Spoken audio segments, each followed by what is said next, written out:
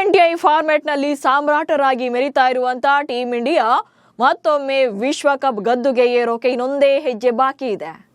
ನರೇಂದ್ರ ಮೋದಿ ಕ್ರೀಡಾಂಗಣದಲ್ಲಿ ನ್ಯೂಜಿಲೆಂಡ್ಗೆ ನೀರು ಕುಡಿಸಿ ಟ್ರೋಫಿಯನ್ನ ಎತ್ತಿ ಹಿಡಿಯೋಕೆ ಸರ್ವ ಸನ್ನದ್ಧರಾಗಿದ್ದಾರೆ. ಕಳೆದ 2 ವರ್ಷಗಳ ಭಾರತದ ಜರ್ನಿಯನ್ನ ನೋಡಿದ್ರೆ ಈ ಪಂದ್ಯವನ್ನು ಕೂಡ ಗೆದ್ದು ಚಾಂಪಿಯನ್ಸ್ ಆಗುವಂತ ಫೇವರೇಟ್ ಟೀಮ್ ಆಗಿದ್ದಾರೆ. ಆದರೆ ಗೇಮ್ ಅಂತ ಬಂದಾಗ ಎಲ್ಲಿ ಬೇಕಾದರೂ ಉಲ್ಟಾ ಹೊಡಿಬಹುದು. ಅಂಡ್ ಭಾರತದ ಕೆಲ ವೀಕ್ನೆಸ್ ಕೂಡ ಇದೆ. ಸೊ ಅದು ಕಳೆದ ಪಂದ್ಯದಲ್ಲೂ ಕೂಡ ರಿವೀಲ್ ಆಗಿದೆ. ಸೊ ಭಾರತಕ್ಕೆ ಫೈನಲ್ ಪಂದ್ಯಕ್ಕೂ ಮುನ್ನ ಏನೆಲ್ಲ ಪ್ಲಸ್ ಆಗಬಹುದು ಹಾಗೆ ಏನು ಮೈನಸ್ ಆಗಬಹುದು ಅನ್ನೋದನ್ನ ಈ ವಿಡಿಯೋದಲ್ಲಿ ಹೇಳ್ತೇನೆ. ನಾನು ಶಾಂತ. ನೀವು ಸುದ್ಯಾನದ ಸಬ್ಸ್ಕ್ರೈಬರ್ ಆಗೋದಿಕ್ಕೆ ಮರಿಬೇಡಿ. 2026ರ T20 ವಿಶ್ವಕಪ್ ಜರ್ನಿಯಲ್ಲಿ 8 ಪಂದ್ಯಗಳ ಪೈಕಿ 7 ಪಂದ್ಯಗಳನ್ನ ಗೆದ್ದು ಫೈನಲ್ಗೇರಿರುವಂತಹ ಭಾರತ ಕಿವೀಸ್ ವಿರುದ್ಧ ಕಣಕ್ಕಿಳಿಯುತ್ತೆ. ಕಳೆದ 3 ಪಂದ್ಯಗಳ ಪರ್ಫಾರ್ಮೆನ್ಸ್ ಅನ್ನ ನೋಡಿದಾಗ ಮೋಸ್ಟ್ ಡೇಂಜರಸ್ ಆಗಿ ಕಾಣ್ತಿದ್ದಾರೆ. ಬ್ಯಾಟಿಂಗ್ ಅಂತೂ ನೆಕ್ಸ್ಟ್ ಲೆವೆಲ್ ನಲ್ಲಿದೆ. ಬಟ್ ಎದುರಾಳಿಯಾಗಿರುವಂತಹ ನ್ಯೂಜಿಲೆಂಡ್ ಕೂಡ ಬಲಿಷ್ಠವಾಗಿ ಫೈನಲ್ಗೆ ಬಂದಿದೆ. ಗ್ರೂಪ್ ಸ್ಟೇಜ್ ಹಾಗೆ ಸೂಪರ್ 8 ನಲ್ಲಿ ಎಡವಿದ್ರು ಕೂಡ ಸೆಮೀಸ್ ನಲ್ಲಿ ಗ್ರೇಟ್ ಕಮ್ ಬ್ಯಾಕ್ ಮಾಡಿದ್ದಾರೆ. ಹೀಗಾಗಿ ಫೈನಲ್ ಪಂದ್ಯ ಹೈ ವೋಲ್ಟೇಜ್ ಮ್ಯಾಚ್ ಆಗೋದ್ರಲ್ಲಿ ಡೌಟೇ ಇಲ್ಲ. ಸೊ ಈ ಫೈನಲ್ ಪಂದ್ಯದಲ್ಲಿ ಕಿವೀಸ್ ಪಡೆಯನ್ನ ಸೋಲಿಸಿ ಕಪ್ ಅನ್ನ ಗೆಲ್ಲೋಕೆ ಭಾರತಕ್ಕೆ ಇರುವಂತ ಅಡ್ವಾಂಟೇಜಸ್ ಅಂಡ್ ಡಿಸ್ಅಡ್ವಾಂಟೇಜಸ್ ಏನು ಅನ್ನೋದನ್ನ ಹೇಳ್ತಾ ಹೋಗ್ತೇನೆ. ಮೊದಲನೇದಾಗಿ ಭಾರತಕ್ಕಿರುವಂತ ಅಡ್ವಾಂಟೇಜಸ್ ಏನು ಅನ್ನೋದನ್ನ ಒಂದೊಂದಾಗಿ ನೋಡ್ತಾ ಹೋಗೋಣ. ಮೊದಲನೇದಾಗಿ ಭಾರತ ಪರ ಓಪನರ್ ಸಂಜು ಸ್ಯಾಮ್ಸನ್ ಅದ್ಭುತವಾದಂತ ಫಾರ್ಮ್ ನಲ್ಲಿ ಬ್ಯಾಟಿಂಗ್ ಅನ್ನ ಮಾಡ್ತಾ ಇರೋದು. ಭಾರತಕ್ಕೆ ಗ್ರೂಪ್ ಸ್ಟೇಜ್ ನಲ್ಲಿ ಓಪನರ್ ಜೋಡಿಯೇ ಒಂದು ರೀತಿಯಾಗಿ ವಿಲನ್ ಆಗಿದ್ರು. 7ರ ಸರಾಸರಿಯಲ್ಲಿ ಔಟ್ ಆಗ್ತಾ ಇದ್ರು. ಅಂದ್ರೆ 7 ರನ್ ಬರೋಷ್ಟರಲ್ಲೇ ಮೊದಲನೇ ವಿಕೆಟ್ ಬೀಳ್ತಿತ್ತು. ಬಟ್ ಅದನ್ನ ಪ್ಯಾಚ್ ಅಪ್ ಮಾಡೋ ತರ ಅಥವಾ ಅದನ್ನ ಬಿಗ್ ಇನ್ನಿಂಗ್ಸ್ ತರ ಕನ್ವರ್ಟ್ ಮಾಡೋ ತರ ಪರ್ಫಾರ್ಮೆನ್ಸ್ ಕೊಡ್ತಾ ಇರೋದು ಇಲ್ಲಿ ಸಂಜು ಸ್ಯಾಮ್ಸನ್. ಕಳೆದ 3 ಪಂದ್ಯಗಳಲ್ಲೂ ಕೂಡ ಅವ್ರ ಕಡೆಯಿಂದ ಅದ್ಭುತವಾದಂಥ ಪ್ರದರ್ಶನ ಬಂದಿದೆ. ಸೊ ನ್ಯೂಜಿಲೆಂಡ್ ವಿರುದ್ಧದ ಪಂದ್ಯದಲ್ಲಂತೂ ಇವರೇ ಮೋಸ್ಟ್ ಇಂಪಾರ್ಟೆಂಟ್ ಆಗ್ತಾರೆ ಸಂಜು ಸ್ಯಾಮ್ಸನ್. ಜಿಂಬಾಬ್ವೆ ವಿರುದ್ಧದ ಪಂದ್ಯದಲ್ಲಿ ಬಿಗ್ ಇನ್ನಿಂಗ್ಸ್ ಬರದಿದ್ರು ಕೂಡ ಸಂಜು ಅವರ ಬ್ಯಾಟಿಂಗ್ ನೆಕ್ಸ್ಟ್ ಬ್ಯಾಟರ್ಗಳಿಗೆ ಅದ್ಭುತವಾದಂಥ ವೇದಿಕೆಯನ್ನ ರೆಡಿ ಮಾಡಿಕೊಟ್ಟಿತ್ತು. ಅಂಡ್ ನೆಕ್ಸ್ಟ್ ವಿಂಡೀಸ್ ವಿರುದ್ಧದ ಕೊನೆಯ ಮ್ಯಾಚ್ ಅಲ್ಲಿ ಸಂಜು ಏಕಾಂಗಿಯಾಗಿ ನಿಂತು ಅರ್ಧದಷ್ಟನ್ನ ರನ್ ಅನ್ನು ಹೊಡೆದು ಪಂದ್ಯವನ್ನ ಗೆಲ್ಲಿಸಿ ಸೆಮಿಸ್ ಟಿಕೆಟ್ ಅನ್ನ ಕೊಡಿಸ್ತಾರೆ. ಅಂಡ್ ನೆಕ್ಸ್ಟ್ ಇಂಗ್ಲೆಂಡ್ ವಿರುದ್ಧದ ಸೆಮಿಫೈನಲ್ ಪಂದ್ಯದಲ್ಲಿ ಸಂಜು ಅದ್ಭುತವಾದಂತಹ ಬ್ಯಾಟಿಂಗ್ ಅನ್ನ ಮಾಡಿ ಇಲ್ಲೂ ಕೂಡ ಬ್ಯಾಟಿಂಗ್ ನಲ್ಲಿ ಅಂದ್ರೆ ಭಾರತ 250+ ರನ್ಗಳನ್ನ ಟಾರ್ಗೆಟ್ ನೀಡೋಕೆ ಅದ್ಭುತವಾದಂತ ವೇದಿಕೆಯನ್ನ ರೆಡಿ ಮಾಡಿ ಕೊಟ್ಟಿದ್ದೆ ಇದೇ ಸಂಜು ಸ್ಯಾಮ್ಸನ್. ಸೊ ಸಂಜು ಸ್ಯಾಮ್ಸನ್ ಇದ್ದಷ್ಟು ಕೂಡ ಬೇಸ್ಮೆಂಟ್ ತುಂಬಾನೇ ಸ್ಟ್ರಾಂಗ್ ಆಗುತ್ತೆ. ಸೊ ನೆಕ್ಸ್ಟ್ ಬರುವಂತ ಬ್ಯಾಟರ್ಗಳಿಗೆ ಅದನ್ನ ಬಿಗ್ ಇನ್ನಿಂಗ್ಸ್ ಆಗಿ ಕನ್ವರ್ಟ್ ಮಾಡೋಕೆ ಸಾಧ್ಯವಾಗ್ತಾ ಇರೋದು ಕೂಡ ಸಂಜು ಅವರ ಅದ್ಭುತವಾದಂತ ಬ್ಯಾಟಿಂಗ್ ಕಾರಣದಿಂದಾಗಿ. ಹೀಗಾಗಿ ಸಂಜು ಅದ್ಭುತವಾದಂತ ಫಾರ್ಮ್ ನಲ್ಲಿ ಇರೋದು ಭಾರತಕ್ಕೆ ಮೇನ್ ಅಡ್ವಾಂಟೇಜ್ ಆಗುತ್ತೆ. ಅಂಡ್ ಮತ್ತೊಂದು ಅಂತಂದ್ರೆ ಬ್ಯಾಟಿಂಗ್ ಡೆಪ್ತ್ ಅಂಡ್ ಭಾರತೀಯರಿಂದ ಸೂಪರ್ ಸ್ಟ್ರೈಕ್ ರೇಟ್ ಇರೋದು. ಭಾರತ ಈಗ ಆಲ್ರೆಡಿ ಬ್ಯಾಟಿಂಗ್ ನಲ್ಲಿ ಅದ್ಭುತವಾದಂತ ಪ್ರದರ್ಶನವನ್ನ ನೀಡಿದೆ. ಜಿಂಬಾಬ್ವೆ ವಿರುದ್ಧ 250+ runs and next West Indies ವಿರುದ್ಧ ದಾಖಲೆಯ ರನ್ಗಳನ್ನ ಚೇಸ್ ಮಾಡಿದ್ರು. ಆನಂತರ ಇಂಗ್ಲೆಂಡ್ ವಿರುದ್ಧ ಕೂಡ 250+ ರನ್ಸ್. ಸೊ ಹೀಗಾಗಿ ಕಳೆದ 3 ಪಂದ್ಯಗಳಲ್ಲೂ ಕೂಡ ಭಾರತ ಬ್ಯಾಟಿಂಗ್ ನೆಕ್ಸ್ಟ್ ಲೆವೆಲ್ ನಲ್ಲಿದೆ. ಇದಕ್ಕೆ ಕಾರಣ ಏನಿಲ್ಲಿ ಬ್ಯಾಟರ್ಗಳಿಂದ ಬರ್ತಾ ಇರುವಂತ ಅದ್ಭುತವಾದಂತ ಪ್ರದರ್ಶನ. ಸೊ ಇಲ್ಲಿ ಎಲ್ಲರೂ ಕೂಡ ಅಗ್ರೆಸಿವ್ ಆಗಿ ಬ್ಯಾಟಿಂಗ್ ಅನ್ನ ಮಾಡೋಕೆ ನೋಡ್ತಾ ಇದ್ದಾರೆ. ಹೀಗಾಗಿ ಸ್ಟ್ರೈಕ್ ರೇಟ್ ಕೂಡ 150, 160 ಆಲ್ಮೋಸ್ಟ್ ಕೆಲವರದು 200+ ಇದೆ. ಹೀಗಾಗಿ ಬಿಗ್ ಸ್ಕೋರ್ ಅನ್ನ ಕಲೆ ಹಾಕೋಕೆ ಸಾಧ್ಯವಾಗ್ತಾ ಇದೆ. ಸೊ ಭಾರತ ಪಂದ್ಯವನ್ನ ಗೆಲ್ಲಬೇಕು ಅಂತಂದ್ರೆ ಬಿಗ್ ಟಾರ್ಗೆಟ್ ಅನ್ನ ಸೆಟ್ ಮಾಡಬೇಕಾಗುತ್ತೆ. ಮೊದಲ ಏನಾದ್ರೂ ಬ್ಯಾಟಿಂಗ್ ಮಾಡಿದ್ರೆ ಅಥವಾ ಚೇಸಿಂಗ್ ಅಲ್ಲೂ ಅಷ್ಟೇ ಬಂದಾಗ, ಸೊ ಅಲ್ಲೂ ಕೂಡ ಕ್ರೂಷಿಯಲ್ ಅಂತ ಬಂದಾಗ ಅಥವಾ ಎದುರಾಳಿ ಪಡೆ ಬಿಗ್ ಟಾರ್ಗೆಟ್ ಅನ್ನ ಕೊಟ್ಟಾಗ ಸೊ ನಮ್ಮ ಬ್ಯಾಟಿಂಗ್ ಆರ್ಡರ್ ನಲ್ಲಿ ಬರುವಂತ ಬ್ಯಾಟರ್ಗಳ ಪರ್ಫಾರ್ಮೆನ್ಸ್ ಕೂಡ ಇಂಪಾರ್ಟೆಂಟ್ ಆಗುತ್ತೆ. ಅದು ಅಲ್ಲದೆ ಭಾರತ ನಂಬರ್ 8ರವರೆಗೂ ಕೂಡ ಬ್ಯಾಟಿಂಗ್ ಡೆಪ್ತ್ ಅನ್ನ ಹೊಂದಿರೋದ್ರಿಂದ ಇಲ್ಲಿ ಬಿಗ್ ಸ್ಕೋರ್ ಅನ್ನ ಕಲೆ ಹಾಕೋಕೆ ಅಥವಾ ಬಿಗ್ ಸ್ಕೋರ್ ಅನ್ನ ಚೇಸ್ ಮಾಡೋಕೆ ಭಾರತಕ್ಕೆ ಪ್ಲಸ್ ಆಗುತ್ತೆ. ಜೊತೆಗೆ ಸ್ಟ್ರೈಕ್ ರೇಟ್ ಕೂಡ ಅದ್ಭುತವಾಗಿರೋದು. ಸೊ ರನ್ ರೇಟ್ ಅನ್ನ ಜಾಸ್ತಿ ಮಾಡುತ್ತೆ. ನೆಕ್ಸ್ಟ್ ಲೆಫ್ಟ್ ರೈಟ್ ಕಾಂಬಿನೇಷನ್ ಇರೋದ್ರಿಂದ ಸ್ಪಿನ್ನರ್ಸ್ ಎದುರು ಫೈಟ್ ಅನ್ನ ಮಾಡಬಹುದು.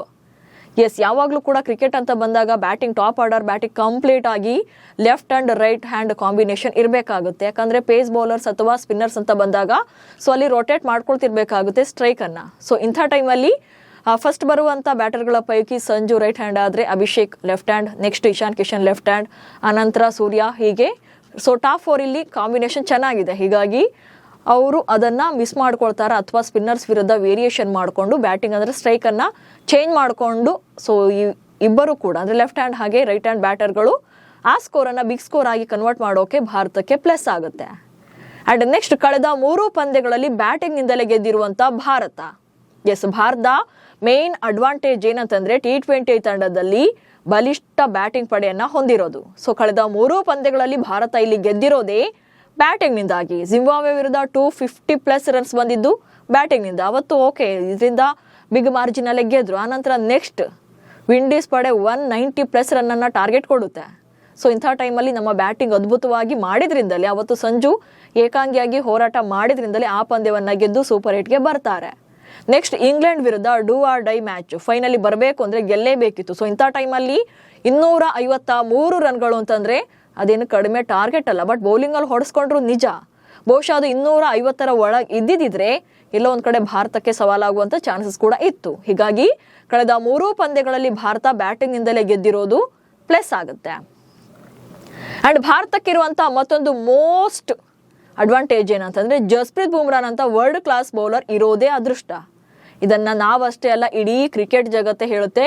ಜಸ್ಪ್ರೀತ್ ಬುಮ್ರಾ 1 ಜನರೇಷನ್ ಬೌಲರ್ ಅಂತ, ಅಂದ್ರೆ ಒಂದು ಯುಗಕ್ಕೆ ಮಾತ್ರ ಸಿಗುವಂತ ಅಥವಾ ಒಂದು ಜನರೇಷನ್ ಮಾತ್ರ ಸಿಗುವಂತ ಬೌಲರ್ ಅವರು. ಸೊ ಇವನ್ ಭಾರತೀಯರನ್ನ ಹೇಟ್ ಮಾಡುವಂತ ಪಾಕಿಸ್ತಾನದವರೇ ಜಸ್ಪ್ರೀತ್ ಬುಮ್ರಾ ನಂಬರ್ 1 ಹಾಗೆ ವರ್ಲ್ಡ್ ಕ್ಲಾಸ್ ಬೌಲರ್ ಅನ್ನೋದನ್ನ ಒಪ್ಕೊಂಡಿದ್ದಾರೆ, ಓಪನ್ ಸ್ಟೇಟ್ಮೆಂಟ್ ಗಳನ್ನ ಕೊಟ್ಟಿದ್ದಾರೆ.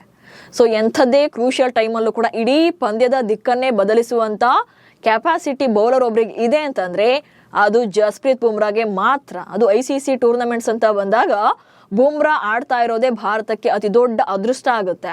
ಸೊ ಹೀಗಾಗಿ ಜಸ್ಪ್ರೀತ್ ಬುಮ್ರಾ ಇರೋದು ಕೂಡ ಭಾರತಕ್ಕೆ ಮೇನ್ ಪ್ಲಸ್ ಆಗುತ್ತೆ. ಸೊ ಇದು ಕಪ್ ಗೆಲ್ಲೋಕೆ ಭಾರತಕ್ಕೆ ಇರುವಂತಹ positive points. And team spirit, Harshdeep Singh ಹಾಗೆ ಹಾರ್ದಿಕ್ ಪಾಂಡ್ಯ ಅವರ ಬೌಲಿಂಗ್ ಕೂಡ ಕ್ರೂಷಿಯಲ್ ಟೈಮಲ್ಲಿ ಪ್ರೆಷರ್ ಫ್ರೀ ಮಾಡ್ತಿದೆ. ಅಕ್ಷರ್ ಪಟೇಲ್ ಪ್ರೆಸೆನ್ಸ್ ಕೂಡ ಪಂದ್ಯಕ್ಕೆ ತುಂಬಾನೇ ಟರ್ನಿಂಗ್ ಪಾಯಿಂಟ್ಸ್ ನೀಡಿದೆ. ಬಟ್ ಟೀಮ್ ನಲ್ಲಿ ಕೆಲ ನೆಗೆಟಿವಿಟಿನೂ ಇದೆ. ಸೊ ಅದನ್ನು ಕೂಡ ಹೇಳ್ತಾ ಹೋಗ್ತೇನೆ ನೋಡಿ. ಸೊ ಭಾರತಕ್ಕಿರುವಂತ ಮೇನ್ ಚಾಲೆಂಜ್ ಅಂದ್ರೆ ಅಭಿಷೇಕ್ ಶರ್ಮಾ ಇನ್ನೂ ಕೂಡ ಫಾರ್ಮ್ಗೆ ಬಂದಿಲ್ಲ. ಎಸ್, ಈ ಬಾರಿಯ ಟೂರ್ನಿಯಲ್ಲಿ ಹೈಯೆಸ್ಟ್ ಸ್ಕೋರರ್ ಆಗ್ತಾರೆ ಅಂತ ಯಾರನ್ನ ಪ್ರೆಡಿಕ್ಟ್ ಮಾಡಿದ್ರೋ ಸೊ ಅದೇ ಬ್ಯಾಟರ್ ಈಗ ಕಂಪ್ಲೀಟ್ ಆಗಿ ಸ್ಟ್ರಗಲ್ ಮಾಡಿದ್ದಾರೆ.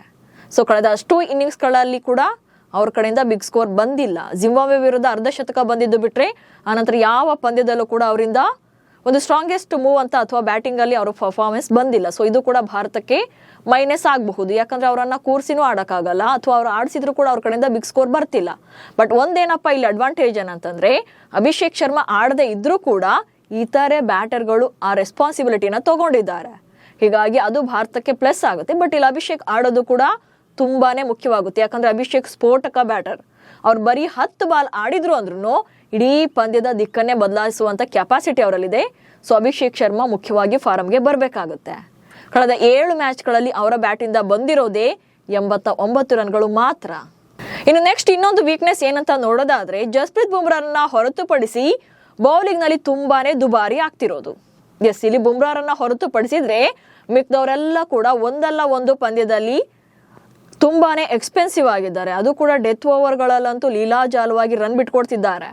ಸೊ ಹೀಗಾಗಿ ಬುಮ್ರಾ ಮೇಲೆ ಡಿಪೆಂಡ್ ಆಗೋದನ್ನ ಬಿಟ್ಟು ಅಟ್ಲೀಸ್ಟ್ ಇನ್ನೊಬ್ರು ಅಥವಾ ಇಬ್ರು ಕೂಡ ಸಾಥ್ ಕೊಟ್ರೆ ಭಾರತದ ಬೌಲಿಂಗ್ ಸ್ಟ್ರಾಂಗ್ ಆಗುತ್ತೆ. ಹೀಗಾಗಿ ಬುಮ್ರಾ ಹೊರತುಪಡಿಸಿದ್ರೆ ಬೌಲಿಂಗ್ ತುಂಬಾನೇ ದುಬಾರಿ ಆಗ್ತಿದೆ. So last match winning credit ಬುಮ್ರಾಗೆ ಸಲ್ಲಬೇಕಾಗುತ್ತೆ. ಆ ಮ್ಯಾಚ್ ಅಲ್ಲಿ ಬುಮ್ರಾ ಜಸ್ಟ್ 4 ಓವರ್ಗಳಲ್ಲಿ 33 ರನ್ಗಳನ್ನ ಮಾತ್ರ ಕೊಟ್ಟು 1 ವಿಕೆಟ್ ಅನ್ನ ತಗೊಳ್ತಾರೆ.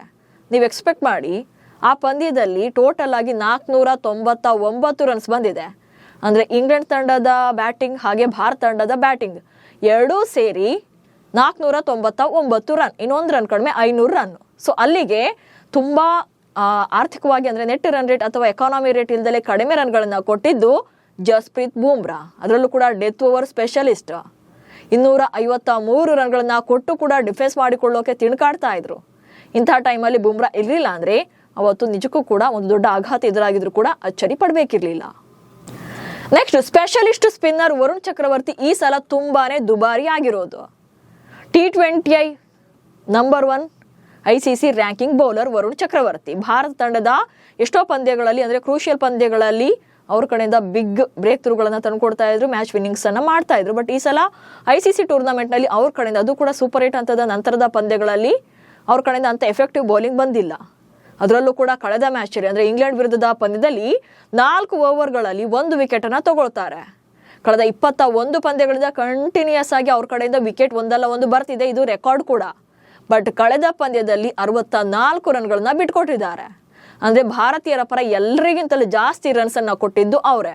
ಅಂಡ್ T20 ಕರಿಯರ್ನಲ್ಲಿ ಅಂದ್ರೆ ಎಲ್ಲಾ ಮಾದರಿಯ ಕರಿಯರ್ನಲ್ಲಿ ವರುಣ್ ಚಕ್ರವರ್ತಿ ಆಡಿರುವಂತಹ ಪಂದ್ಯಗಳಲ್ಲಿ ಕಾಸ್ಟ್ಲಿಯೆಸ್ಟ್ ಸ್ಪೆಲ್ ಅಂದ್ರೆ ಇದೇ ಆಗಿತ್ತು.